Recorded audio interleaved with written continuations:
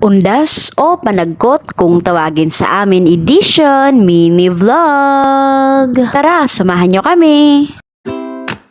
Maaga nga pala kaming gumising para hindi kami gaanong abutan ng init o tanghali. Yung first destination kasi namin ay medyo malayo. Habang nasa biyahe nga kami ay may isang batang naaantok kasi nga 'di ba sobrang aga naming nagising kanina mga 5 AM ata. Kasama nga pala namin sa panagkot itong kapatid naming bunso, nanay ko, jowa ko, anak ko, and syempre ako. Ayan nga, nakarating na kami dito and medyo naliligaw kami dahil nga daw iba-iba na yung mga nakaharang. Pero sa awa ng Diyos kahit papaano ay nahanap naman namin kasi natandaan ng kapatid ko. Tulad nga rin ng ginagawa ng karamihan, syempre kapag nandun na kayo sa puntod ng mga mahal nyo sa buhay na yumaon, ay magtitirik tayo ng kandila. Hindi na nga namin pinuntahan yung ibang puntod kasi hindi na namin alam kung saan banda. Kaya tinawag na lang namin sila dito. Sumunod nga rin sa amin itong tito namin na si Tito Jimbot para din managko. Pagkatapos nga magtirik ng kandila, syempre konting kwentuhan sa mga lola naming nawala na o sa mga mahal namin sa buhay na wala na. Maya-maya nga ay dumating itong pinsan namin para magtanggal ng mga damo-damo malapit sa puntod. Hindi nga siya nagtagal kasi konti lang naman yung mga damo. Pagkatapos nga namin sa Balod Cemetery ay dumaan muna kami dito sa bahay ng tito ko. Pagkatapos naman din ng very light kwentuhan ng mga tito at nanay ko ay pumunta na kami dito sa Santa Margarita Cemetery. Dito kasi nakalibing yung mama ng jowa ko kaso hindi nga namin napuntahan gawa nga nang di na namin natandaan kung saan siya banda nilibing. Kaya dito na lang sa pinsan namin nagtirik ng mga kandila. Tinatawag na lang namin yung mga mahal namin sa buhay na nakalibing dito na hindi namin kayang puntahan kasi nga hindi na namin alam kung nasaan nakalibing. Pagkatapos nga namin sa Santa Margarita Cemetery ay pumunta naman kami dito sa Baga kasi karamihan sa mga mahal namin sa buhay na namayapa na ay dito nakalibing. Mga oras na to ay tinatawag ko yung mga mahal kong kaibigan na dito din nilibing kaso nga lang hindi ko nga rin alam kung saan banda sila nilibing kaya dito ko na lang sila tinatawag sa puntod ng mga lolo't lola ko. Maya-maya naman ay nabutan kami ng tita ko sa mother side ko para ipagtirik rin ng kandila yung tito kong namatay noong August 19, 2023. Pagkatapos nga ay dumaan din kami sa lolo kong namatay na si Jaime Langka. And sa wakas natapos na din namin dalawin yung mga mahal namin sa buhay na namayapan. Syempre bago umuwi ay bumili muna kami ng ulam para pagka-uwi sa bahay ay makakain agad kami. Siya, dito ko na tinatapos ang mini vlog na to. Undas Edition, salamat sa panonood.